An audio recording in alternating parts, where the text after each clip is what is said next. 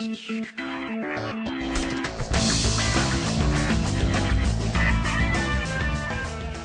everybody, welcome to Expository Dialogue on Idiomatic.com, the show where we take headlines from the world of entertainment and dissect them much like a gossip magazine dissects a Miley Cyrus performance. Hi, this is Phil, the professional time waster / game designer. I'm Nicholas, I'm the video game correspondent for Idiomatic. And I'm Dimitri, editor-in-chief of Idiomatic.com and movie critic. Now here's how things are going to work. Every episode is going to be divided in two halves as opposed to three. The first dealing with general entertainment news relating to movies and television and whatnot, and the second half dealing specifically with gaming. Now, since this is our first episode, we've got a lot of catching up to do, starting with our first news item. For 2 weeks now, everybody's been talking about Ben Affleck is the new Batman in the upcoming Batman vs. Superman Untitled project from Warner Brothers. And everybody's reaction is, oh my god, he's going to kill the franchise. Yeah, no, I think if Bryan Singer didn't do it, then Ben Affleck should be. I don't know, all I get is visions of, Ben Affleck from Mallrats, even Good Will Hunting. Even his best roles, I'm having trouble taking that face, transposing it onto either Bruce Wayne or Batman. He does have that sort of pronounced chin that would look terrible under a mask. I don't know if anybody thought this one had through. Not even thought of that. It's that was the main problem with Daredevil, aesthetically speaking, where it's oh, that's a big chin you have, sir. That's true. Maybe they'll change the costume for him to have a chin guard or something, so you just see the mouth. Having said that, I kind of do see him as Bruce Wayne, as a more level-headed Bruce Wayne. He does have that sort of bad boy, rich industrialist thing down pat. He's played that sort of character quite a few times, and he's very good at sort of layering a little bit of emotion behind that. But his characters have never been completely unhinged, and so does that mean that DC are headed towards a more level-headed Batman? That would be interesting, certainly since we just saw Batman as unhinged as he gets with Christian Bale, so it would be an interesting new direction. Mm-hmm.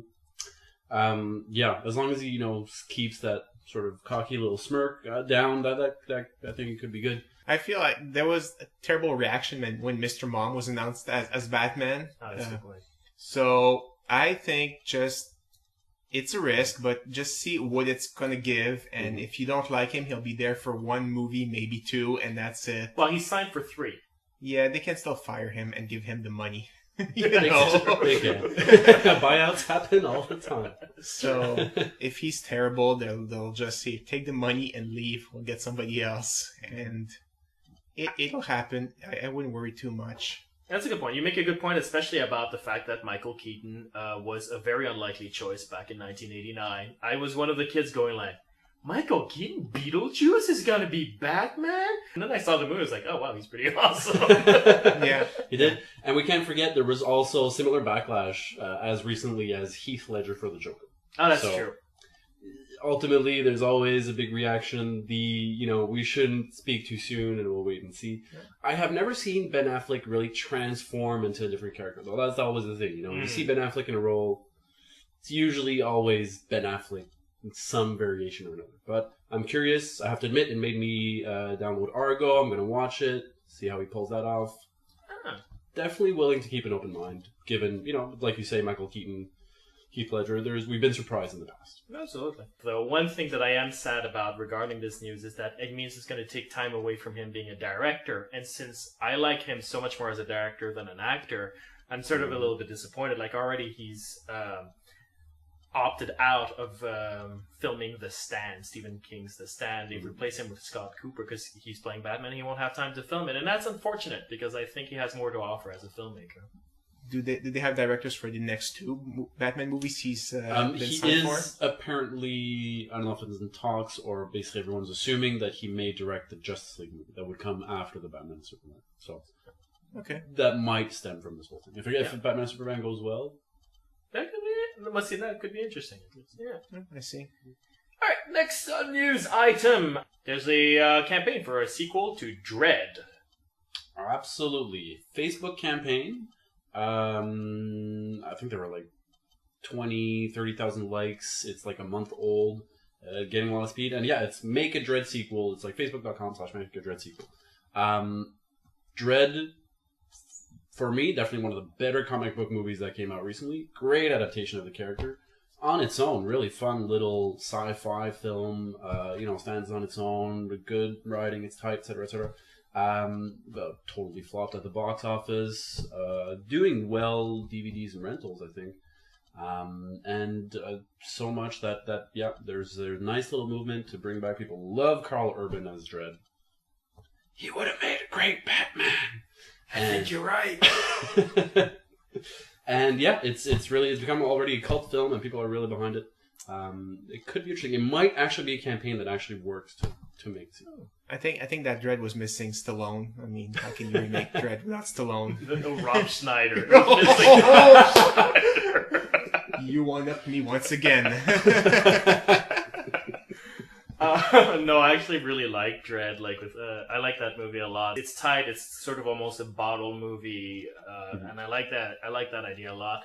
And yeah, they've left it wide open for further adventures of Dredd. So, at the same time, I wonder how feasible that is to generate a campaign to get a movie done like this. We've seen it happen with TV shows, like Family Guy got back on air that way, Futurama certainly. So it would be a first for movies. Didn't they get back based on DVD sales though, or we want the DVDs because we want to buy them though? Yeah. A Facebook page is just people clicking like, not committing to anything at all. They're just like, and that's it. Yes and no, but it implies sort of people are into it, and there have been sort of, in the case of Dredd, there have been matching DVD sales. There were one pretty fast and stuff. Okay. It's one of the top movies on Netflix, like most popular ones being watched on Netflix right now, things like that. So I know what you mean. It can seem a little ridiculous, but usually it's the fans that are actually, they're also going to go on Reddit, and they're also going to go on Twitter, and they're also going to sort of post things here and there. And if there's a Kickstarter that shows up, they'll pay, they'll support. I think because there is the new Veronica Mars film, for example, which is maybe a good example of that now. Yeah. Kickstarter campaign, all funded by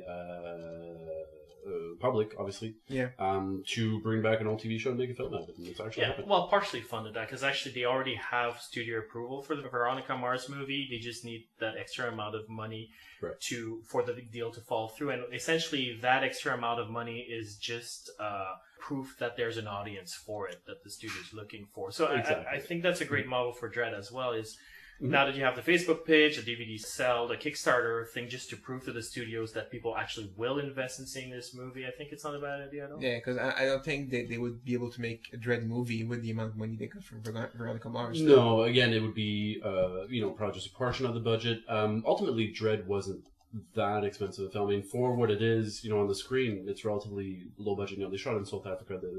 They cut costs sort of in a lot of ways. Oh yeah, it's like one location. Yeah, exactly. They were pretty smart sort of about how they did it. But again, it would be like that other one, not necessarily a matter of paying for the whole film, but just enough to show that you have an audience, just enough for them to sort of agree with the film. Okay. That's interesting. Speaking of Kickstarter, we have a Kickstarter for a director's cut of Ghostbusters 2.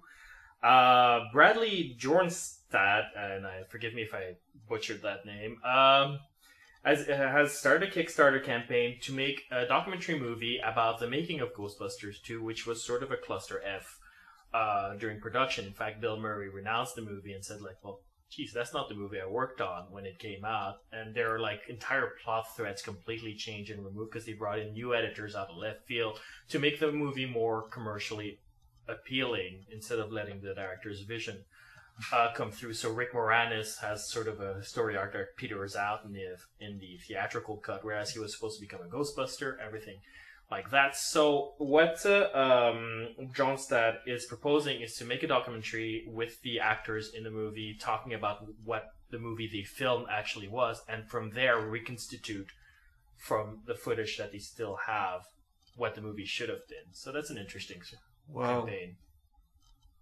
I, for one, did not even know that Ghostbusters 2 had been butchered and everything. I thought from the very beginning it was planned out as a carbon copy of this one. Yeah. that was just the whole idea behind the film. So, very interested in that. Behind-the-scenes documentaries are always fun to see, especially if it goes really in-depth into what could have been.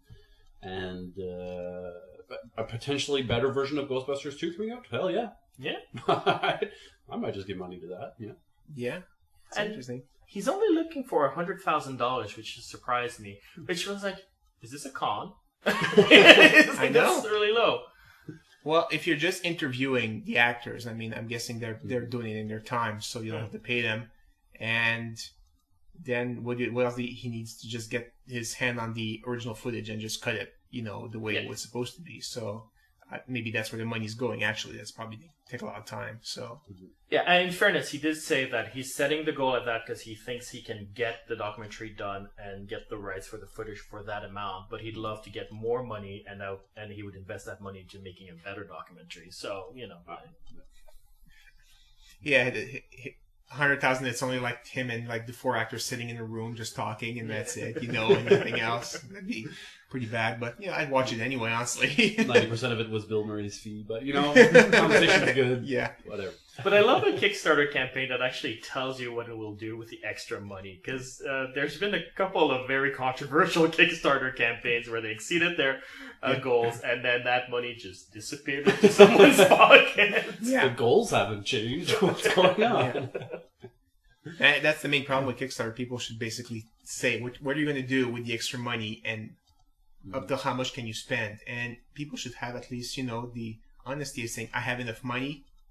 I'm stopping the Kickstarter. Thank you all. I'm just taking the money I have now, and I'm going to do it.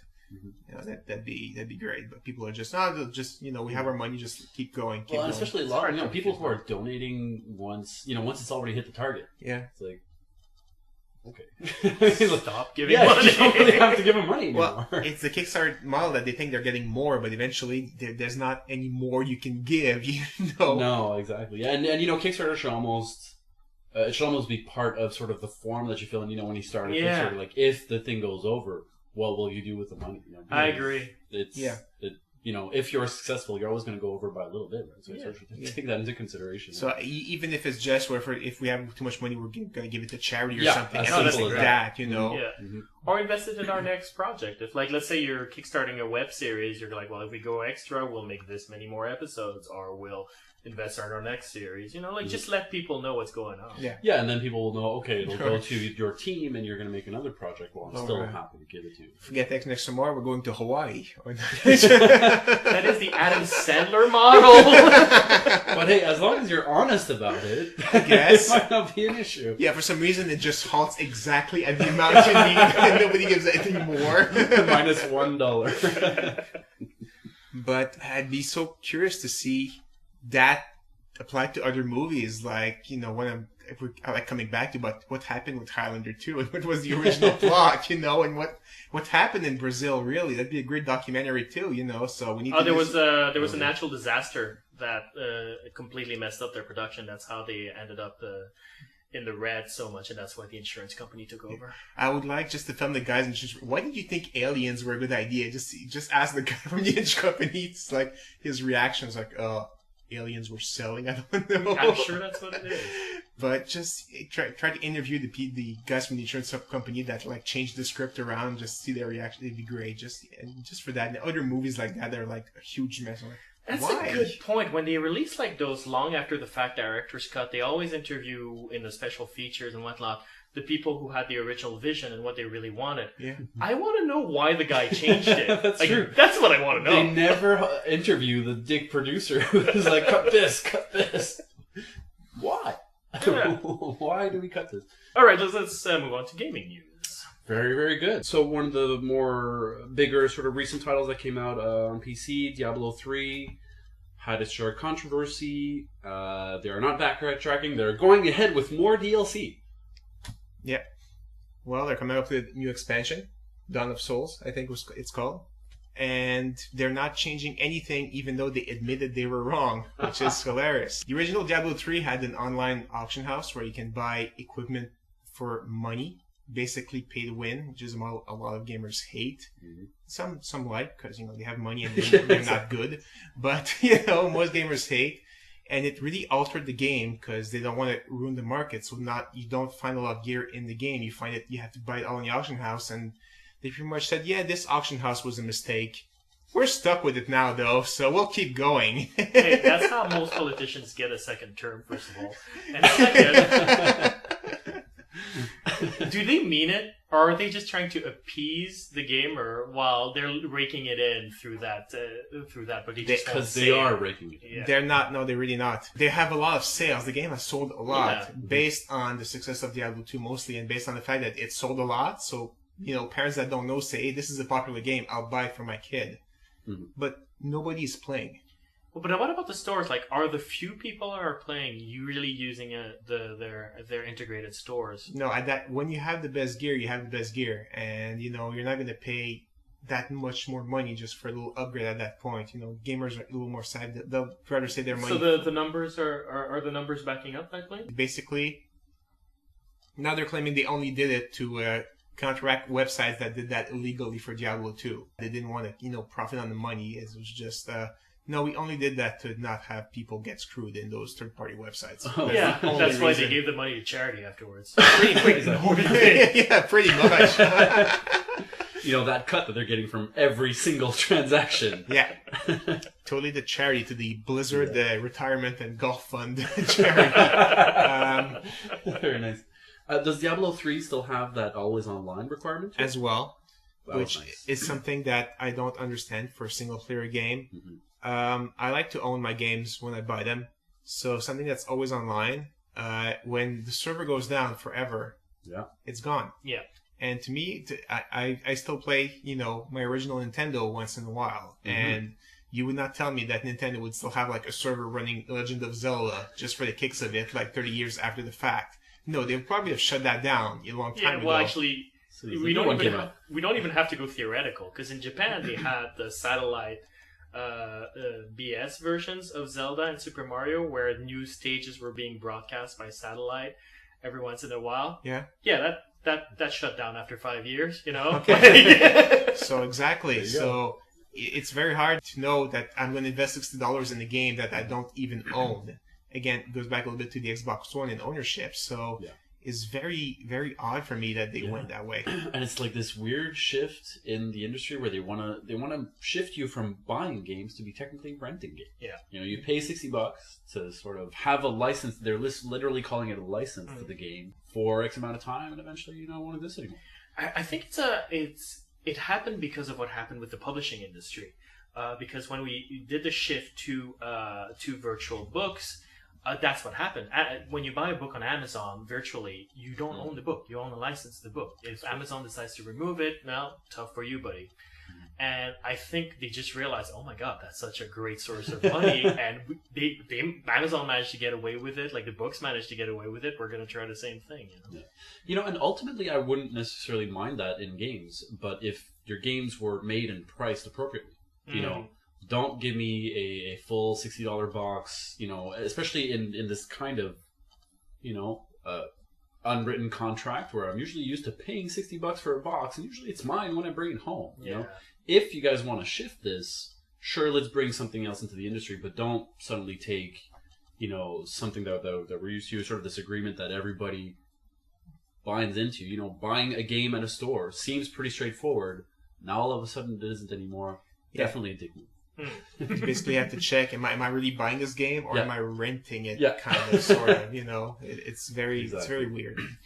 And that we haven't even mentioned server issues, which obviously came up, when Diablo 3 first Yes, came out. Buy the game, pop it in, servers down, can't play. that only lasted like a couple of days. It wasn't as bad as SimCity, No. which lasted a whole week. It was a whole week. It was the first week, too. Yeah, it was. Oh, well, yeah. of course, it was first week. And he's like, "Oh, we'll have everything under control. We know what we're doing." And then it's like a whole week of like server issues. And then when people logged in, they realized the game was full of bug nonetheless, so they couldn't even play it afterwards. It was like, wow. And of course, since you got the license and it's a license, no refunds because you already tried the game. You paid for the license, so we're not forced to give you any refunds. You can't really give back a license. Exactly. All right, well, looking forward to this new expansion. Oh, totally. Should be pretty fun with the half a dozen players who are online. Indeed. Very nice.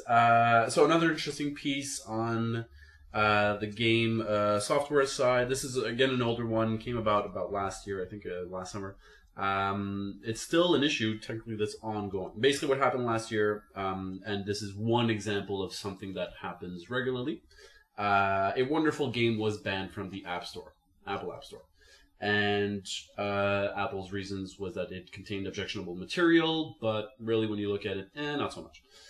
The game is called Sweatshop. Sweatshop game. Ultimately, it's an actually very smart, very well designed, very well made game where, typical time management, you sort of have a goal, you have this little factory, you have to build, items on your chain and get them out and reach your productivity goals. Of course, it's a sweatshop, so you have child employees present. It's not necessarily the safest place. You might have the occasional accident. You might need to underpay your people. You might need to not give them breaks. But hey, you have to meet your productivity goals. Yeah. So be it. So really, I've played the game. You can actually play it online right now. It's available as a Flash game on the web at playsweatshop.com. And it's really fun. It's really smart. You actually end up playing the game, and you really have to make these decisions. You're like, oh, well, I have my productivity, but I'm likely going to get this child laborer's arm sliced off. And, you might think about it in a game context, whatever, but you really are sort of debating these moral choices in your mind. And it really becomes a fun, very, very interesting game experience. And, ultimately exposes you to sort of the reality of sweatshops, which are a reality. Sweatshops exist. Yeah, it really makes you think, basically. Exactly. About real life stuff. Without being, even too sensationalistic or violent or anything like that. Exactly. So, whatever reason, the statement was the content is objectionable, for this game to be on the App Store. It was promptly removed. Now, honestly, I played the game. There is a little bit of blood, but there's absolutely nothing worse than you see in the majority of other games, other than the fact that it's taking place in a sweatshop. Is the sweatshop one of those Apple factories in China? No, actually, it's even specifically... Thankfully, you're not making iPods. Exactly. No, you're making shoes and clothes and stuff, and you're in a nondescript Southeast Asian country. And it really is pertinent. So obviously they banned the game. That was their justification for it. In further statements, and even in some of the agreements, the license agreements and legal text that Apple has when you're a developer, when you're submitting games, is that they do treat games differently than movies, books, and other media. They say so expressly, and essentially what they're saying is that games, it is not the place of games to deal with serious political or social or serious issues in that sense. Yeah, see, there's three things in there that bother me. Only three. Only three main ones. The first one is the idea that you approve of something by exposing it, and that's a common mistake that you hear more and more in critical media being made. Is like, oh, you just you showed the protagonist shooting a school. Oh, you must be for school shootings. No, you can disapprove of what's going on in the movie. You can disapprove of what's going on in the game. And which leads directly to the second point, is like, when did irony become lost? Because irony is actually a really great way to communicate these things, because there's a layer of distance that allows you the time to think critically about what it is you're doing, what it is you're seeing. Absolutely. There's no better way to criticize something than through humor, Yeah. Usually. Yeah. Or caricatures. Exactly. Yeah, that seems completely lost on them. And the third one is the statement that that you say that the developers have to deal with, which is like that games are not the place for political comment and whatnot. And Roger Ebert passed away earlier this year, and he was famous in the later years for having sparked this debate of whether video games can be art. He said no, and the entire community was like, "What are you talking about?" Yes. And everybody's fighting for video games to be recognized as art, and I think that's a good thing. But here's the thing. That's what defines art, the ability to actually comment on the world around us. Yeah. If you remove that ability from games, then games can't be art anymore. No, they become just trinkets for entertainment, for sure. But ultimately, it's a medium like any other. So why not? And it's interesting because even Roger Ebert, later, a couple of years after having made that statement that literally games are not art, did have a bit of a retraction. He was, through the debates and conversations that he had with a lot of people online, essentially said games can be art. They definitely can. They're sort of different from movies, different from games. It's definitely a different medium, but he's even recognized that they had that potential, even though probably most games, Yeah. Well, not necessarily considered to be that artistic or anything like that. Yeah, I'm pretty sure that Tetris Attack is not that good. As one random example. And as personally, as someone who has an interest in making games, it was like a slap in the face. It was like, I try not to be a simplistic or vulgar person or provocative, but the first words that came to mind were "fuck you," literally, because it sort of goes against everything that even I personally want to do, in terms of game, and it's such a almost like pretentious thing for them to say, to sort of assume that they're in such a big position that they can almost dictate what a game is. They are the arbiter of what's acceptable and what's not after what they're actually doing in China. It is just the one that it just blows my mind. I can't even get my thoughts straight on this. It's wow. I mean, in fairness to that, a certain level of censorship from the Apple servers and the Apple stores is not unreasonable. It's for me, it's really the justification for it. Absolutely, and if ultimately the game had been designed in a way where you sort of score for hurting your employees and and take glee from being abusive to your employees and stuff, you could make a horrible game about Switch Hop. Absolutely. Yeah. But this absolutely is not the case with this. So you take two seconds look at the game, take 2 seconds to look at Apple. You obviously make the obvious connection that this perhaps is hitting a bit close to home, and that all their justifications just do not really hold up for, I believe, most people. So that's an interesting thing. There's a couple of other games that have fallen into the same issue where they've been banned from the App Store because the topics are a little sensitive. Is one of them about tax evasion? Because that's getting close to home for Apple too. No, but I think you just gave me a great idea for a game. On that note, if you have any questions, comments, please give us some feedback as to what you think of our new show. You can write us at mail@idiomanic.com or post a comment at idiomanic.com. Do you have any place where people can reach you if they want to reach you? You can reach me at my personal website, ludophil.com. I have an email address there. Sweet. We're also on Facebook, we're also on iTunes, we're also on Twitter, we're also on YouTube.